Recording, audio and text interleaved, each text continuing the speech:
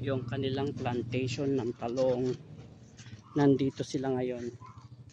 Kaya balikan natin sila para tingnan natin yung activity nila ngayong araw.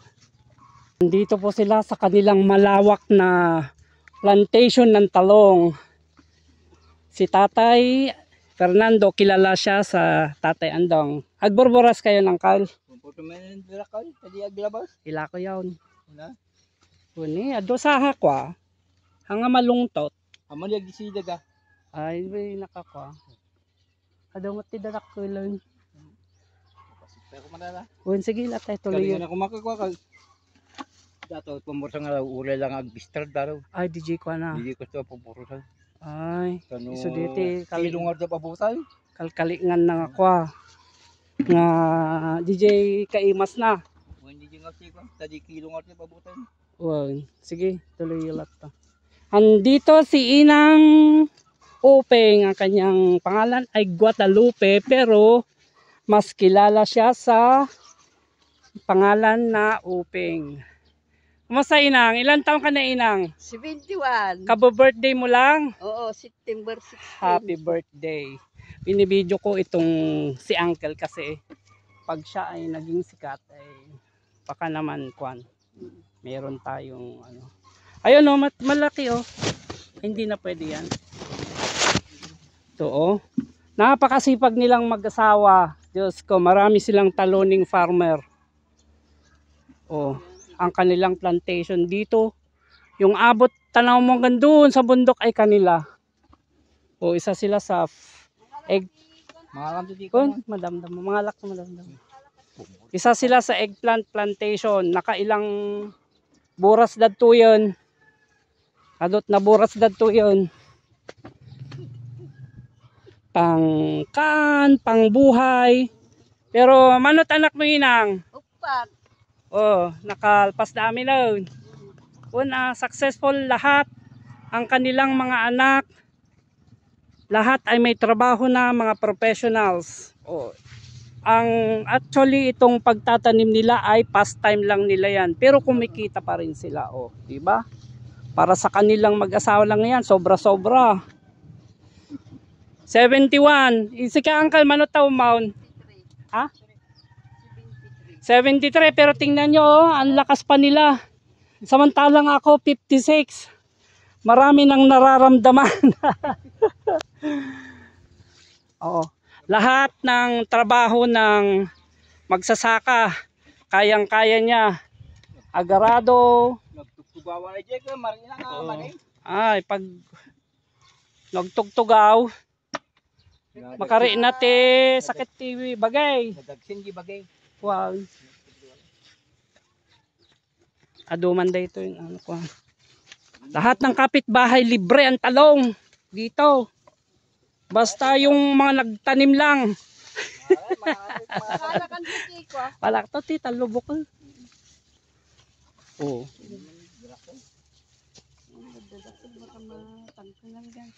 Oo, yung wala to tita, lubok ko libre. Walang bigas. Kanin Si itong mag-asawa, auntie ko ito. Ito kapatid ni mother ko.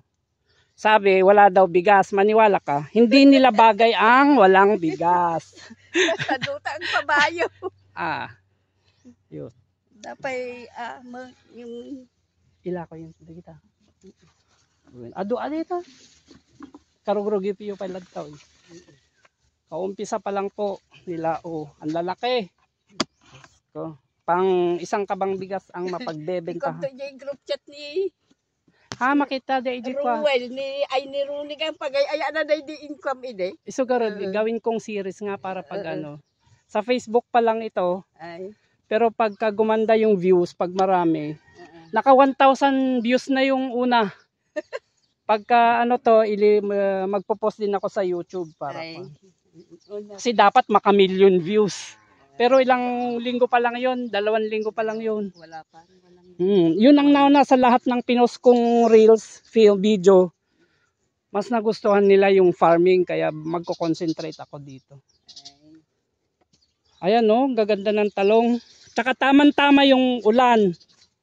Dahil yung nakaraang 4 na araw na walang hindi niya inulan. To 2 araw magkasunod umulan. Kaya basa ulit ang tubig. Maligayang matalong.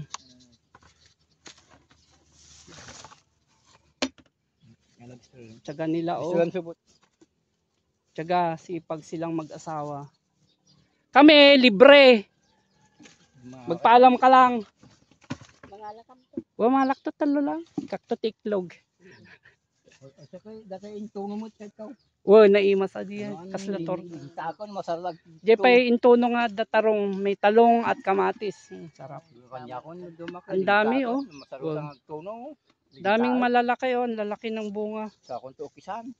Oh. Kamatisan kan bibugaong. Maya. Lalaki ng bunga higit 100 dangkal.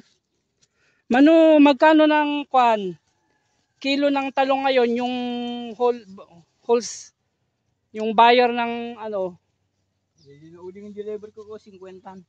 yung huli daw 50 pesos yung Ngam di ka no tindahan ko 80 kasi. sa tindahan 80.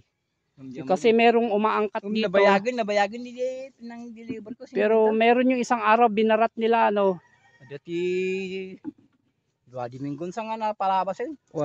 Iya pinangalan 50. Jadi nagawa mo bunga. Meron yung balita ko diyan sa bandang Laod diyan sila may bumili daw ng 5 piso, 10 piso kilo. Binarat masyado. Kawawang farmers, mga katalon pagka ang mga farmer ay binabarat ang produkto rito. Kawawa, saan namin babawiin ang gastos? Yung palang pagtatanim ay marami rin naman helper, pero susweldohan yon, pakainin, pamirindahin, tapos pagdaning ng pag-aabuno, magdidilig pag walang ulan. Salamat sa ulan. Krudo. Wala nang lig sa waig. Sa dipuet, water pump ang gagamitin. Gastos. Ito mga katalon. Facebook. Si mother tingnan nyo may edad pero ayaw tumigil kasi po pag nasanay sa pagtatrabaho sa bukid at tumigil lalong magkakasakit. Kaya ginawang pastime, ginawang trabaho na rin sa bukid. Ako naman ay may bukid pero pinapatrabaho ko na kasi hindi naman ako na-practice sa bukid, nag-opisina naman ako. Ayun may. Ayun talong din yung dala-dala talong. Kasi may mga iba pang planters dito ng talong.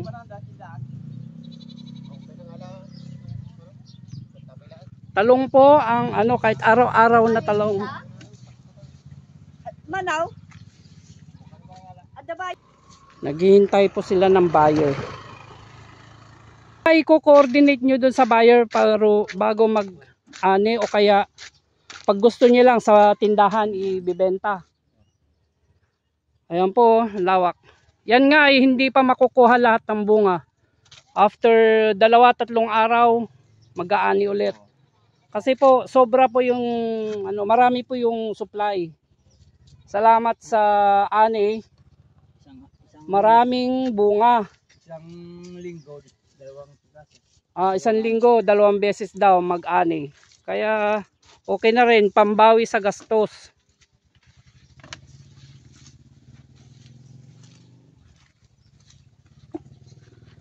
Ilang buwan ito, uncle, talong? Ito yung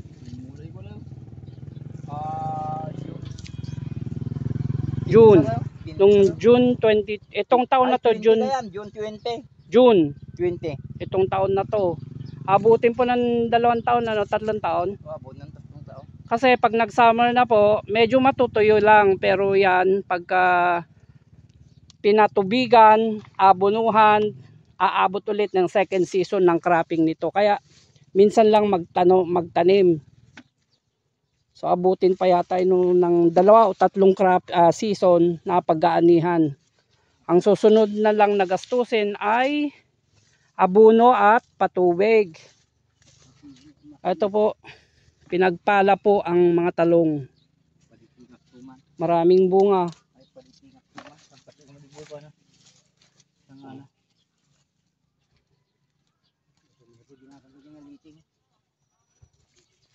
Ito po, nilalagyan po niya nila ng suportang ganito. Tali at lalagyan ba raw dito sa bandang taas pag tumangkad na ulit kasi tatangkad pa itong mga talong. So ganito po ang buhay ng farmer. Mahirap pero pag may ani masarap din.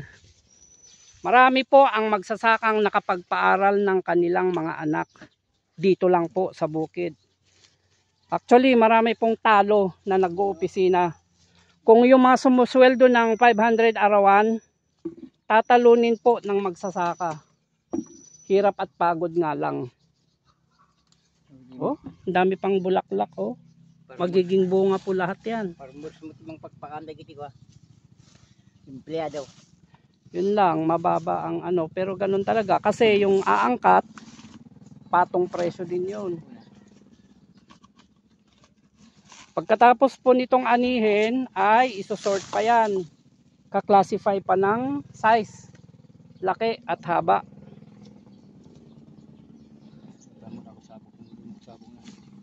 Ito po, oh, yung palang pong pagtatanim ay, yan, una, aararuhin yan, itataas. Tapos lalagyan po nitong plastic. Anya ti purpose natin plastic, uncle? Prevention itiruot. Ah, yun. Yun daw. Ang auna nga ko itiruot. Ah, ikamalungoop. Ito, may purpose pala itong plastic. Itong plastic na to, na nilalagay sa lahat ng puno, para pala hindi agad tumubo ang damo. Yan, hindi magdadamo. Yun na lang dadamuhan yung nasa gitna-gitna na lang. Yun.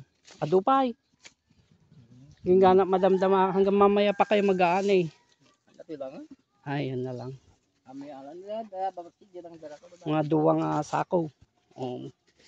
Pambili daw ng bigas. Kaya dito po, pag walang bigas, punta ka dito sa talungan, mag-ani at sabay benta. May pagkain na. Ayan po ang buhay namin dito sa bukid. Magandang araw mga friends, mga katalon. Paka-share na lang tong video, paki-like, pusuan nyo. At sana ay marami pang mga katalon na makapado dito. Ako po si Alan, ang inyong katalon.